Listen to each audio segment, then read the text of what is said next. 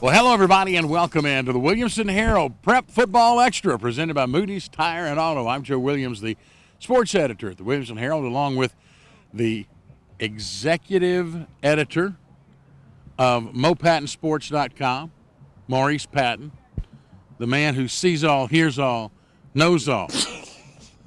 We missed the hat from Nostradamus, but I'll bring that out one. You need to bring that out one time. I'm going to wait till it cools off a little bit, though. Yeah. You know, one thing, I like the way you pause before you introduce yourself as the sports editor of the Williamson. Like you're trying to figure out whether you are or not. I'm just trying to figure out if I still got a job, man. That's what that's all about. I know where you're coming from.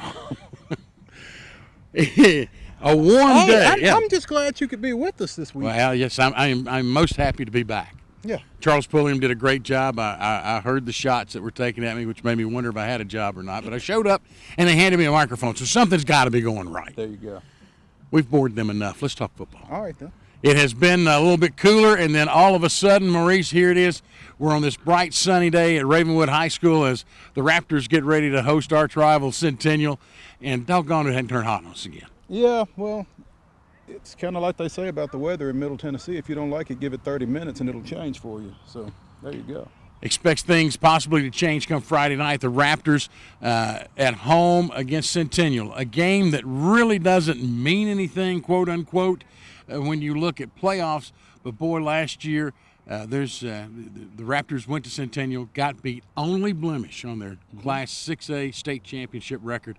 I promise you, these kids want to rectify that. You know, I just got done talking to Patrick Lighton, the huge offensive lineman for Ravenwood who is committed to Duke. And, yeah, it doesn't mean anything for playoffs, but you can't convince them of that.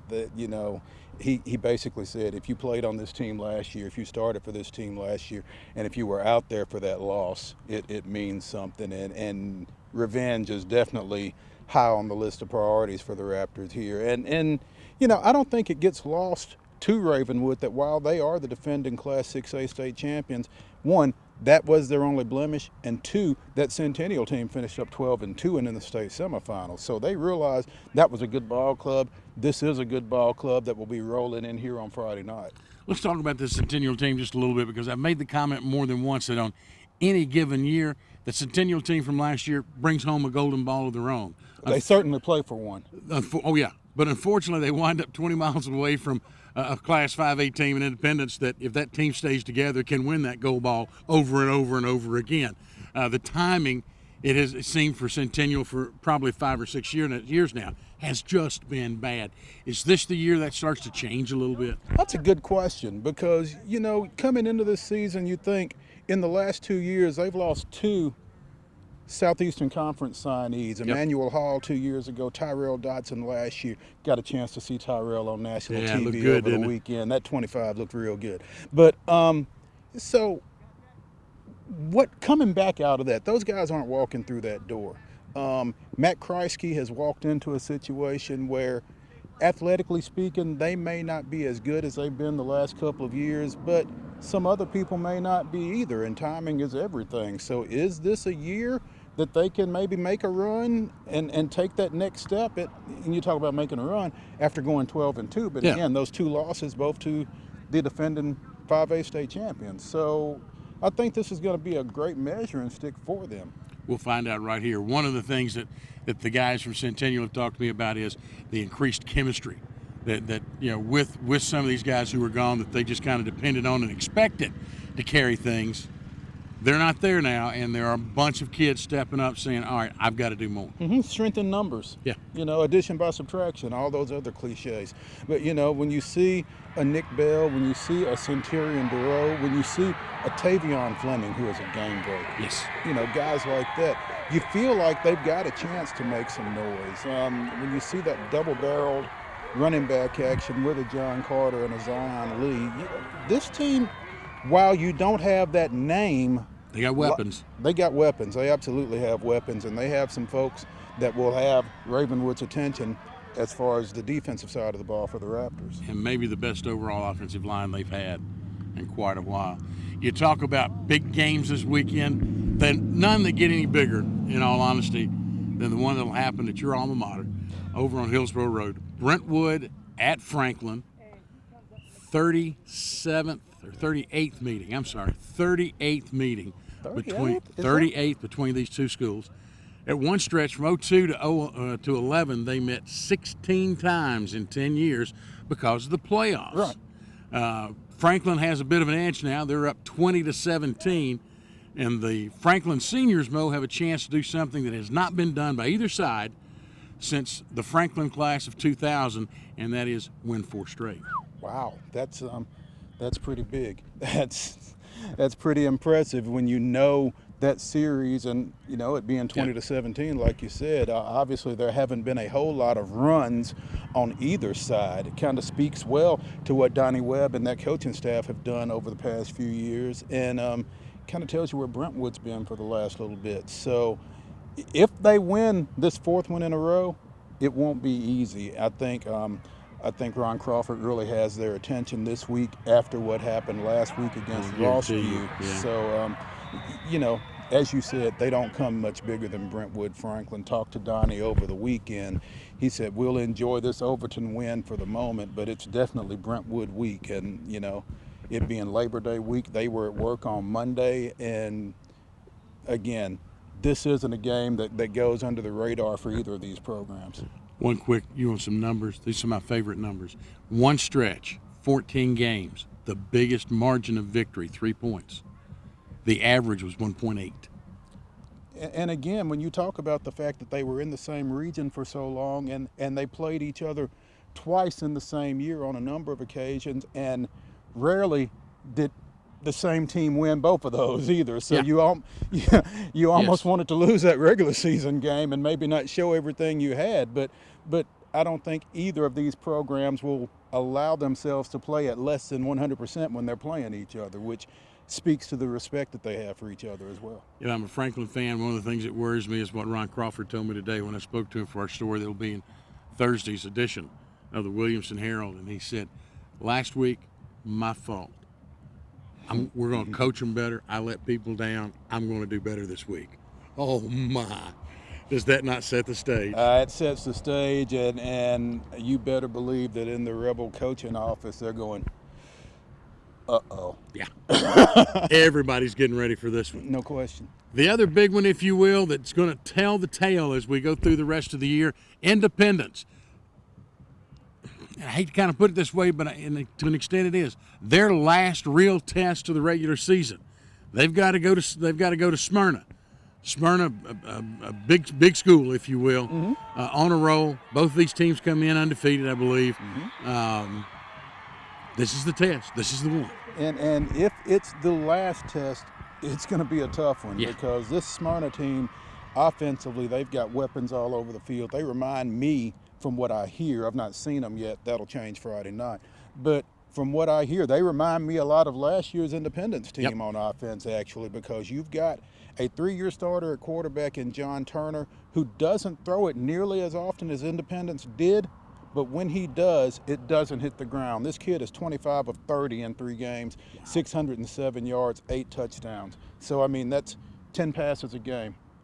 But this past week, he was 8 for 11 through 3 incompletions, slumming. 8 for 11 for 221 yards and 3 touchdowns. Yeah, it was a rough night for him. But, I mean, he's making the most of his opportunities in the passing game. And then when he turns to hand it off, he's got Casey Perkins back there, one of the top running backs in the mid-state, and a sophomore, Blake Watkins, who can make a lot happen as well. They like to get him out in space. Had a big punt return in Smyrna's win over Coffee County last week. This is a very dangerous team offensively. And if you know anything about Smyrna, they will hit you on defense. And hit you hard. They will hit you hard, and they will hit you often. Yes. So I'm looking forward to seeing that game and to seeing how Independence responds. So like you said, probably their toughest challenge, certainly to this point, and possibly of the regular season. Possibly of the regular season. The catch is they got a 17-game winning streak right now. 18. You're right. They're at 18 winning games right now. If they win Friday night, that's 19. They're going to wind up having a 25. Which I'm trying to... Wait a minute. I'm Nostradamus. No, I said if. I know. And they're going to wind up. But I'm the one that makes the predictions here. Well, yeah, that's true. Okay. But he's right. I'm not making a prediction. I'm stating obvious, but there's a difference. I'm not out. I don't feel like I'm out on a limb. He's out on a limb. There we go. You like that limb? I like it. We're going to go cut that limb off. Okay, the limb held on pretty good. I'm pretty impressed. Mm-hmm. Speaking of impressed, I think we can be impressed if we go out to Fairview Friday night. Battle of two unbeaten teams. Waverly comes calling. Waverly a 2A team. Mm-hmm. Fairview a 3A team. That doesn't matter. These guys have faced each other before. This is going to be another slobber knocker. This goes back to the old days of Division 12 AA, back when we had 3 classes. Remember that? I'm not quite that old. Yeah, right. Yeah. No, this is an old-time rivalry here, and like you said, a couple of programs that go way back. Waverly's having a lot of success right now. They got a nice quarterback out there. They like to throw it around a lot with Matt McConnell as coach, and Fairview off to a great start. And we knew coming into this year that that Paige game to open the year was really their focus after what happened to them against Paige last year. Kind of walked into an ambush. Took a lot of momentum out of that. They beat Creekwood the next week. They opened region play last week by beating Stewart County on the road. So Chris Hughes has got them feeling really good about the way they're playing right now. You know, that bunch just kind of sits out there in the western part of the county, and they just kind of do their thing, and Hughes just kind of does his thing, and when the end of the year comes up, you go, wait a minute, they're 3-4 rounds into the playoffs again. Mm-hmm. Mm-hmm. And they've got, again, he's got a young quarterback to work with, Cam Harris-Lusk. We've talked about him a little bit here on this show, and just continuing to progress. They've got the 2 running backs, Hunter Caldwell and Jake Beathard, right, who are taking some pressure off of him, allowing them to be pretty balanced offensively. Again, this will be a big challenge because Waverly likes to throw it around a lot. They score a lot of points. Fairview will have to keep up. Another one coming up, Forest comes up to play at Paige. This is another one of those. I think Forest is a single A team, Paige technically a 4A team, but they're neighbors. It's not going to matter that much. It's just a matter of numbers sometimes in kids on the sideline because the 11 on the field will go after each other. They will, like you said, kind of neighborhood rivals to a degree. Paige won this game 13-12 last year. Forest felt like they probably should have. They're coming up this time around. Forest had some success last year, went into the second round of the Class 2A playoffs. Paige went out in the opening round of 4A. And like you said, numbers, but these two programs are probably closer than you think. And between the closeness numbers-wise and the closeness geographically, I think you're going to get a great ball game out of this one. Now, if they have any steam left, Summit at home for homecoming against Lebanon, and I say if they have any steam left, 534 yards on the ground rushing, 10 yards in the air, by the way. That was their total last week. 3 kids in triple digits rushing, as Summit set a new county record for public schools with 71 points going down to Shelbyville. And they didn't just knock the Golden Eagles out of the tree. They knocked the nest, the eggs, and everything else out with it. Good game early that, it was 71-37. It's not like it was just an absolute blowout. The Summit scores 10 touchdowns, 5 in each half. Exactly. Ty Carter gets a punt return and 3 rushing touchdowns. And talk to Brian Coleman a little bit. The point total, 71, sounds like a bunch, but it was 50-34 going into the fourth quarter. So it's not like they ever really opened it up until they scored 3 touchdowns in the final 12 minutes. So while it sounds like a blowout, it wasn't. Really wasn't. Yeah, exactly. Yeah. So, but he did wish that he could have carried some of those points over to this weekend, and with good reason, because this is a Lebanon team that's 0-3, but they've got athletes all over the place. You feel like they're gonna break out at some point. You just don't want it to be against you. 71 points for Summit, by the way, the county record. 72 points scored in a 72-12 victory. Brentwood Academy over Wayne County, 1974.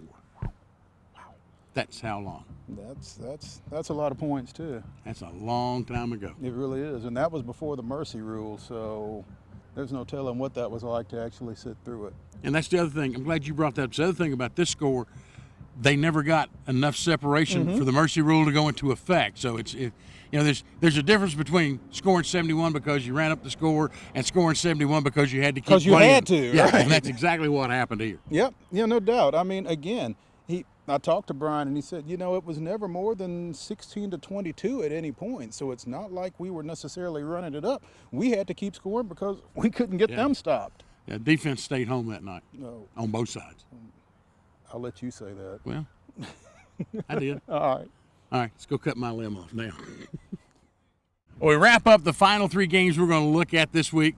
Mo Patton, Joe Williams, and we'll start with BGA on the road, getting to play in the big stadium at University of Tennessee at Martin against Martin Westview. The Wildcats, undefeated so far.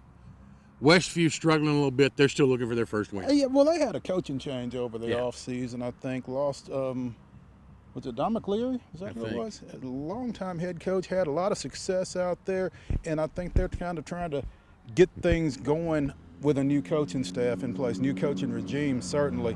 BGA off to a great start, like you said. Opportunity for them to play on the campus where their former Mr. Football, Clay Beathard, is now doing a little work or trying to. I'm not sure what his situation is at Martin, but he's on the roster out there. So this will be a big game for the Wildcats, big road trip. Also, you look at GCA, Grace Christian. What a game Friday night. They fall behind 29-7 with 8.5 minutes to play, and then they have the Tennessee Titan Super Bowl finish. Just a couple of more inches, and it would have been a tie ball game. But they wind up falling to Cornersville in what was a very disappointing loss. They've got to go to Summertown now, and the 0-2 Lions have got to face a 3-0 Summertown squad. Yeah, and this is a Summertown program that isn't very old. Maybe this is their 3rd year of varsity play. They've come a long way in a short period of time. They've beaten some, like you said, they're 3-0, beaten some established programs. They beat Loretto, their Lawrence County rival, in their opener. Won a big one last week as well against Huntland. So, again, young program, getting a lot done, and this is a tough spot for Grace Christian to be in, I think, because like you said, they lost a game that they probably going into felt like they had a chance to win, a realistic chance to win. And so now going to 3-0 Summertown, tough situation here. Final game we'll look at, Brentwood Academy will be at home. Their 4th game of the year. This will be their 3rd out-of-state opponent. When A-Plus Academy, a charter school out of Dallas, comes rolling in. And Maurice, when I saw this on the schedule, I thought, okay, this is going to be a powerhouse again, like Olive Branch out of Mississippi, like Trinity out of Louisville. Find instead this is an 0-2 program, and MaxPreps.com lists 28 kids on their roster. This could be the proverbial sacrificial lamb. This could be a lot like the matchup they had late last year against the private school out of Jacksonville. Yes. Where and that was a good program from what we understood, and Brentwood Academy really took care of business in that one late in the year. Again, this team coming in 0-2, 28-person roster. I mean, Brentwood Academy can go 22 deep without playing anybody on both sides of the ball. So I mean, it will eventually come down to numbers. Yep. And it could be ugly. Just a matter of just how much Jeremiah Oatsvall and some of those others will play. He has been so good. But here's the deal there. Yeah. You take out Jeremiah Oatsvall, you stick in Gavin Schoenwald. I know. So, I mean, pick your poison there. Good point. Yeah. But that's coming up Friday night also, and what should be a great week of high school football. Hopefully you'll be following along with us all week at WilliamsonHerald.com. You'll be following us on Twitter at WH Sports, at CS Pulliam, and of course at Mo Patton Sports. Mo Patton _ Sports. Yeah. For Twitter. Charles, you got that right? Okay, cool. It should be coming right about there. Yeah, there you go. Okay. Now that they're there, if he doesn't move it up in front of us. And don't forget, Friday night we'll be running Twitter updates, and of course all the action and full stories coming up on the web as soon as the games are over and we get them posted. We want to thank you so much for joining us. For Charles Pulliam behind the scenes, for Maurice Patton, I'm Joe Williams. We'll see you next time on the Williamson Herald Prep Football Extra, presented by Moody's Tire and Auto.